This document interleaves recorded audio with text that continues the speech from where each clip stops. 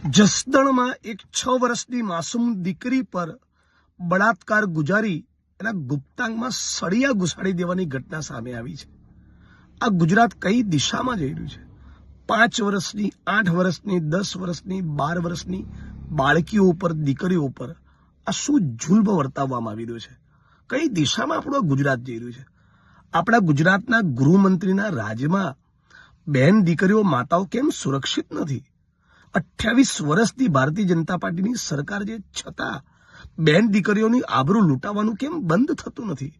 એક માસૂમ 6 વર્ષની દીકરી સાથે આવી ઘટના, તમે કલ્પના કરી શકો? કોઈ બચ્ચો કહેવાય, ફૂલ જેવી દીકરી, એની પર રેપ કરીને એના ગુપ્તાંગમાં સળીઓ નાખી દેવું, આ કઈ હદની વિકૃતિ છે? આ સાહસ બળાત્કારીઓમાં એટલા માટે આવે છે કે આપણા રાજ્યમાં બહુ દુઃખ સાથે કહેવું પડે છે, ડ્રગ્સ માફિયાઓ, ભૂમાફિયાઓ, માઇનિંગ માફિયાઓ, બુટલેગરો, રેપિસ્ટ, કોઈના પેટનું પાણી હલતું નથી. બધાને એવી ખાતરી છે છેલ્લે અમારો વાળ વાંકવો નહીં થાય, અમને સજા નહીં પડે.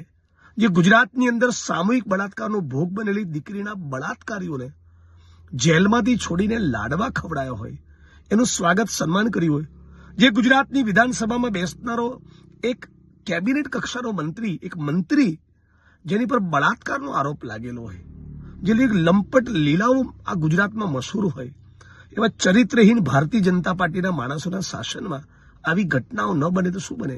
હું માગણી કરું છું કે કોઈ પણ સંજોગોમાં તાબડતોબ 24 કલાકની અંદર જો આના કસૂરવાર બળાત્કારીઓને પકડીને જેલની સલાખો પાછળ ધકેલવામાં નહીં આવ્યા તો ઉગ્રમાં ઉગ્ર આંદોલન કરવામાં આવશે. અને કોઈ પણ સંજોગોમાં 6 મહિનામાં કેસની ટ્રાયલ પૂરી કરી આજીવન કારાવાસ થાય એવી સજા બળાત્કારીઓને થવી જોઈએ.